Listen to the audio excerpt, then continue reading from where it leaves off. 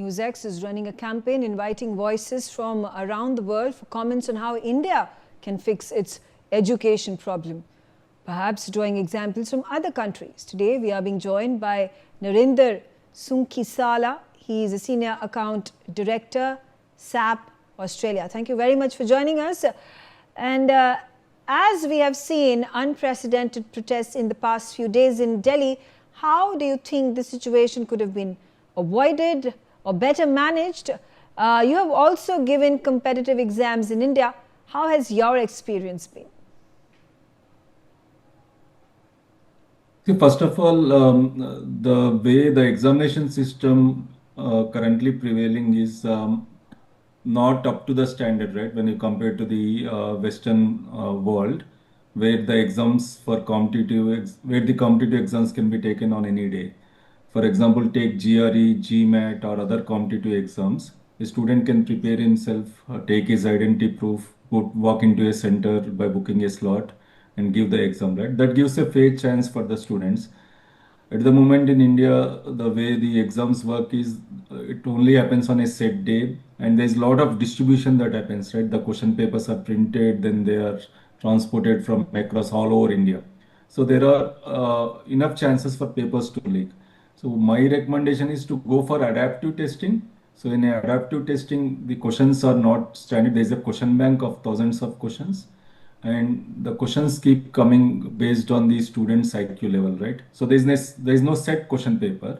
And with today's technology advancement, you can encrypt them, and then you can always check the identity of the student who is taking the exam. That's not a problem. One problem that may happen in this case is how can a batch of students, which is quite huge, take the exam at the same time, right? So for this, I think we can look at offering a window, maybe a 3 to 6 month window where the students can book a slot and take the exams. This also provides a fair chance to the students. So the student may not be prepared or may not do well on a certain day, in which case the student need not wait for another year to retake the test. So there can be number of attempts up to 2 or 3, which can be limited. But that way each student can get a chance to prepare at his own pace and write at his own pace. And it's all controlled. There's no set question paper. Everything is secure. The examination center is video recorded. So the chances of leaking paper is very minimal in a computer adaptive exam. Now, we at NewsX have started Mission Exam Shield, where we are taking suggestions on how to better conduct competitive exams and how to avoid leaks. Now, can you help with 3 suggestions on how that can be done? Definitely, I think India is well ahead in using technology for citizen services, right? Be it Aadhaar, be it the tolls, everything is digitized in India, be it the payments. So I'm sure this will, whatever we do as is fix for this solution, will kind of pave the way for all other countries to adopt. So in my opinion, firstly, I think encryption is key. Whatever you are distributing, if you have to use the distribution method, so sending these question papers digitally and encrypting them and securely printing them, right? If you have to give physical form of question papers, so that can be definitely possible with technology, with encryption. Second is the audit trail, right? Who has accessed when? There are a lot of technologies like blockchain, for example, will give you a clear audit trail of what has happened.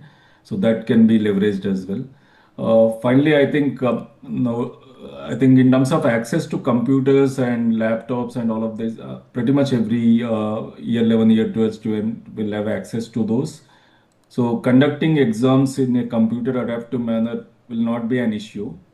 And I'm sure with the likes of Nandan, who has delivered other and other significant technological advancements, I'm sure we can arrive at a better fix with technology for this problem.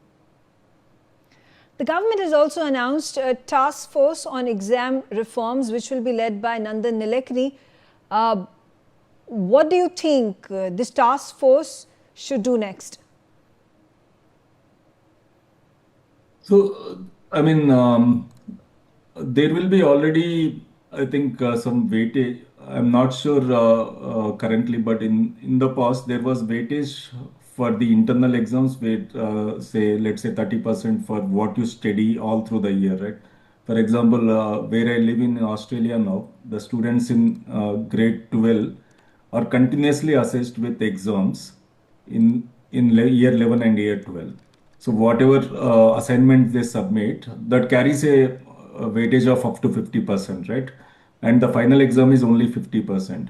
So I think because it's assessment over a period of time, that's a good idea to give some weightage. I know they will be misused by the respective colleges, or otherwise there can be periodic exams as well. Like there can be four stages, let's say stage one after 6 months, stage two after 1 year, stage three after 18, stage four is the final one where that can be 50% weightage. So over a period of time, I think then the students can keep giving these exams and then that can be accumulated. And at the moment, there's too much weightage only for academic performance. I also think that there should be a formal interview process where the students are also interviewed and there is some specific weightage for that. Otherwise, it's all becoming more more questions and answers, which is all quantitative driven at the. All right. Thank you very much for speaking to us on News.